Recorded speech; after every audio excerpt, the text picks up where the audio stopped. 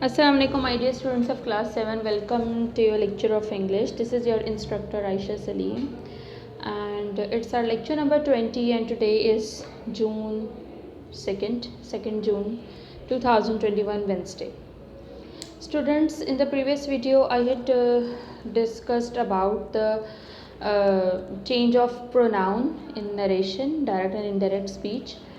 So before starting today's topic, I would like to revise the whole previous concepts, whole previous main points that we had discussed in the previous two videos, okay, related to narration. So let's start. I had told you that there are two parts of a sentence. First one is reported and second is reporting. And reported speech is a speech which is inside the inverted commas, and reporting speech is a speech that is outside of the inverted commas. Then this point number 2 is that these inverted commas will be changed into that while we are changing a direct sentence into an indirect sentence. Then these are certain changes. Said to will be changed into told, says to will be changed into tells, and say to will be changed into tell. Then we had discussed that there are three major changes that we have to do while changing a direct sentence into indirect sentence. And number 1 is change of pronoun, number 2 is change of tense, and number 3 is change of time and place. And we had discussed in detail about the change of pronoun. Let us revise the concept. The change of pronoun revolves around this formula, this SON formula. I had told you that S means subjects, O means object, and N means no change. And here is written 1, 2 and 3. So what is the meaning of this formula? The meaning of this formula is that if we have first person in the reported speech, so it will be changed according to the subject of reporting speech, okay. And if there will be second person in reported speech, so it will be changed according to the object of reporting speech. Understood? And then we had discussed that if there will be third person in reported speech, so it will be changed according to there will be no change, okay. So the meaning of this formula is that. And now I hope that all the previous points are fresh in your mind. So without wasting any time, let's move towards our today's topic, and it is the second change of tense. Students, here is a table, okay, of some tenses, and let us discuss about it. If there will be present simple, simple present या फिर indefinite tense जिसको आप बोलते हो, present indefinite tense, अगर वो आपके reported speech में होगा, ओके, फर्स्ट ऑफ ऑल जो भी बेटा हम लोगों ने चेंजिंग्स करने हैं, बेशक वो टाइम एंड प्लेस के हो, बेशक वो टेंस का चेंज हो या फिर वो प्रोनाउन का चेंज हो, वो सारे चेंजेस हम लोगों ने रिपोर्टेड स्पीच में करने होते हैं. इनसाइड ऑफ द कॉमर्स जो हमारे पास स्पीच होती है, हमने उसको चेंज करना होता है, ठीक है. सो प्रोनाउंस को भी हमने वहीं से चेंज किया था, एंड नाउ आज जो हम टेंसेस के बारे में पढ़ने लगे हैं वो भी हम लोग रिपोर्टेड स्पीच के अंदर से ही चेंजिंग करेंगे. अंडरस्टूड? और उसके अलावा जो मैंने आपको कॉमर्स की चेंजिंग बताई कि कॉमर्स को चेंज करके आपने दैट लिख देना है, और से टू सेफ टू को आप लोगों ने क्या लिखना है वो मैं आपको पहले बता चुकी हूँ. अंडरस्टूड? So let's start. अगर आपके रिपोर्टेड स्पीच में inside of the commas simple present tense होगा तो आप लोग उसको सिंपल पास्ट में चेंज करोगे. अब आपकी टेंसेस की बेटर अंडरस्टैंडिंग के लिए यहाँ पर जो है हेल्पिंग वर्ब्स और एक एग्जांपल लिखी हुई है, जिसके लिए आपको अच्छे तरीके से समझ आ जाएगा कि हम लोगों ने उसको कैसे चेंज करना है. Okay students, so simple present tense में हम helping verb do does use करते हैं, साथ में फर्स्ट फॉर्म ऑफ वर्ब लगाते हैं. फॉर एग्जांपल यहाँ लिखा हुआ है आई वर्क हार्ड, तो ये वर्क से आपको इसके वर्ब से, मेन वर्ब से पता लग रहा है कि ये सिंपल प्रेजेंट टेंस है. सो इसको हम लोगों ने पास्ट सिंपल में चेंज करना है. और पास्ट सिंपल कुछ में चेंज करने के लिए पास्ट सिंपल का रूल क्या होता है कि हम लोग वर्ब की सेकेंड फॉर्म यूज़ करते हैं, और अगर हमने हेल्पिंग वर्ब यूज़ करना हो तो हम डिड यूज़ करते हैं, और जब डिड यूज़ कर लेते हैं तो उसके साथ फिर हम फर्स्ट फॉर्म यूज़ करते हैं. ये पास्ट सिंपल का रूल होता है. सो अब आप लोग इस एग्जांपल की तरफ देखिए. I work hard, he said I work hard, suppose it's a direct speech. अब हमने इसको इनडायरेक्ट बनाना है, तो क्या हो जाएगा, ही said that he worked hard. अब आप गौर करें इस सेंटेंस पर कि ही सेड दैट, कॉमास को चेंज करके हमने दैट लिख दिया, एंड ही वर्कड। जब यहाँ पे हमने देखा कि सिंपल प्रेजेंट टेंस है तो हमने उसको पास्ट सिंपल में चेंज करने के लिए यहाँ पे सेकंड फॉर्म ऑफ वर्ब लगा दी, एंड वो चेंज होकर ही वर्कड हार्ड बन गया। अंडरस्टूड? सो ये आपकी डायरेक्ट स्पीच इनडायरेक्ट में चेंज हो गई। अंडरस्टूड? आई होप आपको इजीली समझ आ गया होगा। बहुत इजी है, कोई इसमें मुश्किल वाली बात नहीं है। नेक्स्ट, अगर आपके रिपोर्टेड स्पीच में प्रेजेंट कंटिन्यूस टेंस होता है, यानी कि इस एम आर के साथ फर्स्ट फॉर्म ऑफ वर्ब और आईएनजी फॉर्म ऑफ वर्ब होती है, तो आप लोग उस सेंटेंस को जब इनडायरेक्ट बनाओगे तो वो आप लोग उसको पास्ट कंटिन्यूस में चेंज करोगे, यानी कि हेल्पिंग वर्ब को चेंज करके वॉज वर्क कर दोगे और फर्स्ट फॉर्म के साथ ING form of verb use होगी। फॉर एग्जाम्पल, अगर आपका सेंटेंस होता है कि he said I am working hard, अब ये एम और वर्किंग से आपको पता लग जाएगा कि ये it's present continuous tense. So then आप लोगों को रिकॉग्नाइज होगा कि आप लोगों ने इसको पास्ट कंटिन्यूस में चेंज करना है। फिर आपके माइंड में आएगा कि पास्ट कंटिन्यूस का फॉर्मूला क्या होता है। पास्ट कंटिन्यूस का फॉर्मूला ये होता है कि आप लोग वॉज वर्ड लगाते हो और आईएनजी फॉर्म ऑफ वर्ब लगाते हो, और फिर आप लोग इस सेंटेंस को चेंज करोगे, ठीक है। और वो क्या सेंटेंस बन जाएगा, ही सेड दैट। दैट अगेन हम लोगों ने कॉमर्स की जगह पे यूज़ किया है, ही हो जाएगा। अब देखिए, हमने इसके प्रोनाउन को भी चेंज करना है। अब यहाँ पे कौन सा प्रोनाउन है, ये कौन सा प्रोनाउन है, आई है फर्स्ट प्रोनाउन। तो फर्स्ट प्रोनाउन को हम किसके अकॉर्डिंग चेंज करते हैं, yes, according to the subject. Subject कौन सा होता है, जो कि हम लोगों के पास कॉमर्स के बाहर स्पीच मौजूद होती है, रिपोर्टिंग स्पीच, उसके अकॉर्डिंग हमने चेंज करना है।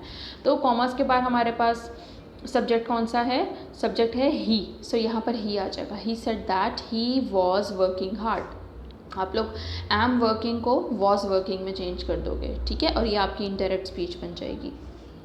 नेक्स्ट इस, अगर आपके पास पास्ट सिंपल टेंस होता है, यानी कि पास्ट इंडेफिनिट टेंस है आपके पास रिपोर्टेड स्पीच में, डायरेक्ट स्पीच के अंदर, सो आप लोगों को कैसे रिकॉग्नाइज होगा कि वो पास्ट सिंपल है, जी आप लोग देखोगे कि वहाँ पे सेकंड फॉर्म ऑफ वर्ब होगी या फिर डिड लगा होगा, यानी कि हेल्पिंग वर्ब डिड यूज़ हुआ होगा। सो आप लोग देखोगे कि अगर फॉर एग्जांपल हमारे पास सेंटेंस होता है he said I worked hard, अब ये जो वर्कड है इससे आपको पता लग जाएगा कि ये पास्ट सिंपल टेंस है, और उसको हमने कैसे चेंज करना है, उसको हमने पास्ट परफेक्ट में चेंज करना है। अंडरस्टूड? ये आप लोगों ने टेंसेस को याद रखना है कि किस टेंस को आपने किस चीज़ में चेंज करना है, ठीक है। अब आप लोगों ने पास्ट परफेक्ट में क्या रूल होता है कि हम लोग हैड यूज़ करते हैं और third form of verb use करते हैं, ठीक है। अब आप लोग इस सेंटेंस को इसके अकॉर्डिंग चेंज करोगे, ही सेड दैट, कॉमास की जगह दैट आ जाएगा, देन अगेन आई यहाँ पे हमारा फर्स्ट पर्सन है और it will be change according to the subject of reporting speech. अब रिपोर्टिंग स्पीच में हमारे पास सब्जेक्ट है ही, तो यहाँ पर हम ही लिख देंगे, ही हैड वर्कड हार्ड। अब यहाँ पे हैड आ गया, अब यहाँ पे भी वर्क था लेकिन ये सेकंड फॉर्म ऑफ वर्ब है। अब हैड के साथ जब हमने वर्कड लिखा है तो ये थर्ड फॉर्म ऑफ वर्ब बन गई है। वर्क की सेकंड और थर्ड फॉर्म भी वर्कड होती है, ठीक है, ये रेगुलर हमारा वर्ब है, ठीक है। सो यहाँ पे वर्कड आएगा। फिर अगर आप लोग देखो कि पास्ट कंटिन्यूस है आपके रिपोर्टिंग स्पीच में, so it will be change as past perfect continuous, और पास्ट परफेक्ट कंटिन्यूस में हैड बीन के साथ आप फर्स्ट फॉर्म और ING form of verb use करते हो। फॉर एग्जांपल, अगर आपका सेंटेंस है I was working hard, so it will be change like this, he said that he had been working hard, ठीक है। इस तरह से अपने टेंसेस को चेंज करना है। इसी तरह प्रेजेंट परफेक्ट जो हमारा टेंस है उसमें हमारे पास हेल्पिंग वर्ब हैज़ हैव होता है और थर्ड फॉर्म ऑफ वर्ब हम लोग यूज़ करते हैं, और इसको आप लोग पास्ट परफेक्ट में चेंज करोगे इनडायरेक्ट स्पीच इसको बनाने के लिए। सो ये हो जाएगा हैड और थर्ड फॉर्म यहाँ पे आ जाएगी। अगर आपका सेंटेंस हो आई हैव वर्कड हार्ड, तो ये ऐसे चेंज हो जाएगा, ही said that he had worked hard, ठीक है। फिर अगर आपके पास है डायरेक्ट स्पीच में अगर आपके पास प्रेजेंट परफेक्ट कंटिन्यूस टेंस होता है, तो आप लोग उसको पास्ट परफेक्ट कंटिन्यूस में चेंज करते हो, यानी कि अगर आपका सेंटेंस होता है he said I have been working hard, so it will be change like this, he said that he had been working hard, ठीक है। ये तो हो गया प्रेजेंट और पास्ट की बात। अब हम थोड़ी सी फ्यूचर की बात कर लेते हैं कि अगर हमारे रिपोर्टेड स्पीच में फ्यूचर टेंस होता है, यानी कि फ्यूचर सिंपल टेंस होता है, विल के साथ या शेल के साथ हमारे पास फर्स्ट फॉर्म ऑफ वर्ब होती है, तो हम वो कंडीशनल बन जाता है। आप लोगों ने ये नहीं करना कि अगर ऊपर डायरेक्ट सेंटेंस में आपके पास विल लिखा हुआ है, विल लिखा हुआ तो आप लोग उसको वुड में चेंज कर दो, शेल लिखा हुआ है तो शुड में चेंज कर दो। नो, विल हो या शेल हो, आप लोगों ने उसको वुड में चेंज करना है, शुड में चेंज नहीं करना। अंडरस्टूड? आप लोग, ये जो मैंने आप लोगों को प्रीवियस चैप्टर ग्रामर यूनिट का करवाया, अगर आपको याद हो उसमें एक एग्जाम्पल थी, ठीक है, और उस एग्जाम्पल में मैंने आपको बोला था कि मैं आपको डायरेक्ट इनडायरेक्ट जब करवाऊंगी तो मैं आप लोगों को इसकी डिटेल बताऊंगी। उसकी डिटेल यही है कि जब आप लोगों का, उसमें हमने शुड वाला जो हमारा पोर्शन था उसमें हमने डिस्कस किया था कि शुड की पास्ट सिंपल पास्ट टेंस जो होता है हम लोग शुड यूज़, शेल की जो है पास्ट टेंस फॉर्म हम लोग शुड नहीं यूज़ करते, हम लोग वुड यूज़ करते हैं, ठीक है। सो दैट इज़ वाई ये कंडीशनल बन जाएगा। और अगर आपका सेंटेंस होता है for example he said I will work hard, ठीक है, सो इसको हम कैसे चेंज करेंगे फिर? He said that he would work hard. Okay, अगर यहाँ पे होता कि he said I shall work hard, तब भी आप यही लिखते, he said that he would work hard, ठीक है। अब मैं आपको साथ साथ बताती जाती हूँ कि आप लोगों ने अपनी कॉपीज़ पे कौन से मेन पॉइंट्स लिखने हैं। ये जो प्रीवियस पॉइंट्स है यहाँ तक तो आप लोग अपनी कॉपीज़ पर लिख चुके हो, चेंज ऑफ प्रोनाउंस तक। आज आप लोगों ने अपनी कॉपी पर मार्कर से हेडिंग देनी है चेंज ऑफ टेंस की, और फिर आप लोग चाहो तो ये पूरा चार्ट भी लिख सकते हो, नहीं तो आप लोग ईज़िली जो है ना एक शॉर्ट सा बना के ना टेबल के प्रेजेंट सिंपल, फिर आप एक एरो बना दो और साथ में पास्ट सिंपल उसके आगे लिख दो। लाइक ये जैसे एरो बना हुआ है ना, आप लिख दो कि प्रेजेंट सिंपल, फिर ये एरो बना दो इस तरह से आपके राइट साइड की तरफ, और फिर पास्ट सिंपल लिख दो। इस तरह से आपको पता लग जाएगा कि प्रेजेंट सिंपल पास्ट सिंपल में चेंज होगा। इसी तरह present continuous, arrow, past continuous. और अगर आप लोग चाहो उनके साथ उसके नीचे आप लोग इसके ये फॉर्मूलाज या फिर एग्जांपल्स भी लिख सकते हो। इट्स अप टू यू, आपको जितना इजी इसको बनाना हो, जैसे भी आपको समझ आए, कि आप जैसे ही कॉपी खोलो और आपको सारे रूल्स के बारे में समझ आ जाए, उस तरीके से आप इजीली अपनी कॉपीज़ पर इसको लिख लो, ठीक है। सो ये था हमारा चेंज ऑफ टेंसेस। अब हम अपने चेंज ऑफ टेंसेस के बारे में मुझे आपके वो कुछ और भी इम्पॉर्टेंट पॉइंट बताना है, और वो ये है, इम्पॉर्टेंट पॉइंट बेटा ये है, गौर से सुनिएगा, कि अगर आपका रिपोर्टिंग स्पीच यानी कि जो आपका कॉमर्स के बाहर वाला पोर्शन है, वहाँ पर आप लोग प्रेजेंट टेंस या फिर फ्यूचर टेंस देखो। अगर आप लोग प्रेजेंट टेंस या फ्यूचर टेंस देखो कॉमर्स के बाहर वाले पोर्शन यानी कि रिपोर्टिंग स्पीच में, तो आप क्या करोगे कि जो हमारा अंदर वाला पोर्शन है रिपोर्टेड स्पीच, उसमें जो भी टेंस यूज़ हुआ होगा आपने उसको टेंस को चेंज नहीं करना। फॉर एग्जांपल अगर वहाँ पे प्रेजेंट कंटिन्यूअस है तो उसे प्रेजेंट कंटिन्यूअस ही रहने देना है। हाँ, अकॉर्डिंग टू प्रोनाउन आप लोग हेल्पिंग वर्ब चेंज कर सकते हो, टाइम एंड प्लेस चेंज कर सकते हो, लेकिन टेंस को चेंज नहीं करोगे, ठीक है। फॉर एग्जांपल अगर लिखा हुआ है मतलब कि अगर आप ऊपर इज़ यूज़ हुआ है तो नीचे जो भी आपका सब्जेक्ट होगा प्रोनाउन के अकॉर्डिंग आप उसको, अगर उसके साथ आर आ रहा होगा, एम आ रहा होगा, तो आपने वो लिख लेना है, लेकिन आप लोगों ने टेंस को चेंज नहीं करना, ठीक है। फॉर एग्जाम्पल अगर आप देखते हो कि ही विल से टू मी, अब देखिए यहाँ पे विल लिखा हुआ है, इसका मतलब ये है कि ये फ्यूचर टेंस है, ठीक है। He will say to me I have done my work. सबसे पहले आप जब आप यहाँ पे विल देखोगे और आपके माइंड में आएगा कि हमने अंदर का टेंस नहीं चेंज करना, फिर आप रिकॉग्नाइज़ करने की कोशिश करोगे कि ये कॉमर्स के अंदर रिपोर्टेड स्पीच में कौन सा टेंस लिखा हुआ है। सो आप इसको गौर से पढ़ें, आई have done my work. Yes, यहाँ पे हैव यूज़ हुआ है और third form of verb use हुई है, सो इसका मतलब है कि ये प्रेजेंट परफेक्ट टेंस है, ठीक है।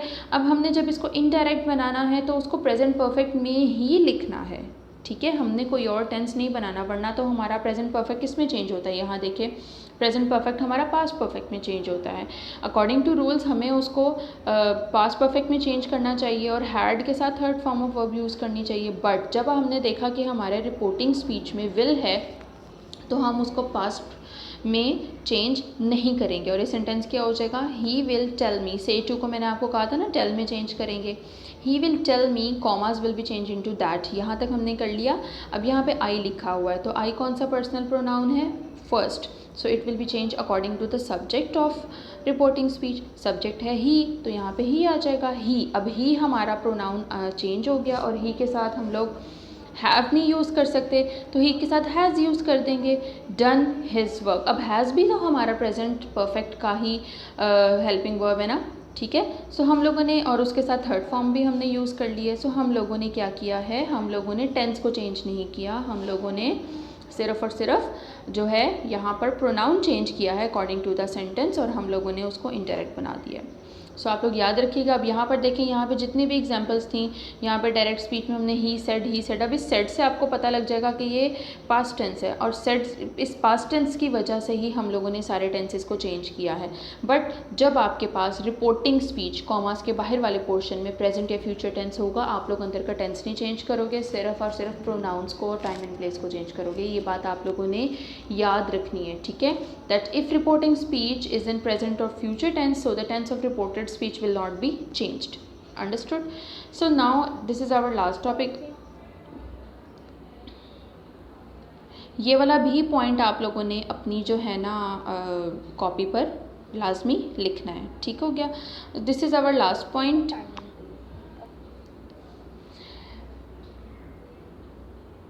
ये हमारा लास्ट टॉपिक है, change of time and place, ठीक है।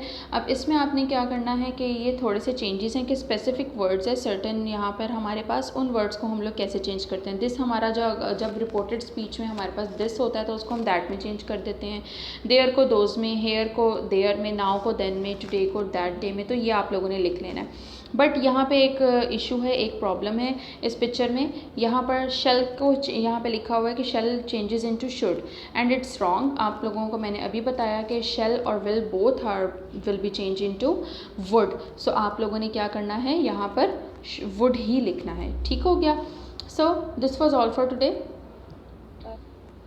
And now here's your diary. You all have to revise the whole concepts discussed in the lecture, and you all have to listen the lecture carefully and write the important points on notebook also, ठीक है। जो मैंने आपको time and place वाली भी आप लोगों को स्लाइड दिखाई है, उसमें भी आपने मार्कर से ऊपर हेडिंग देनी है change of time and place, और फिर क्या करना है, नीचे से आप लोगों ने वो चेंजेस लिख लेने हैं, ठीक है। Change of time and place तो बहुत इजी है, और याद रखिएगा ये सारे चेंजेस आप लोगों ने रिपोर्टेड स्पीच में करने होते हैं। सो हमारी डायरेक्ट एंड इनडायरेक्ट नरेशन की एक्सप्लेनेशन सारी ख़त्म हो गई है। इंशाल्लाह नेक्स्ट वीडियो में मैं आप लोगों को ये सारे टॉपिक्स हम लोग ग्रेजुअली दोबारा से थोड़ा सा रिवीजन करेंगे, और इसके बाद में आप लोगों को कुछ सेंटेंसेस दूंगी जो कि आप लोगों ने होमवर्क में चेंज करके उनको इंटरेक्ट बनाना होगा। अंडरस्टूड?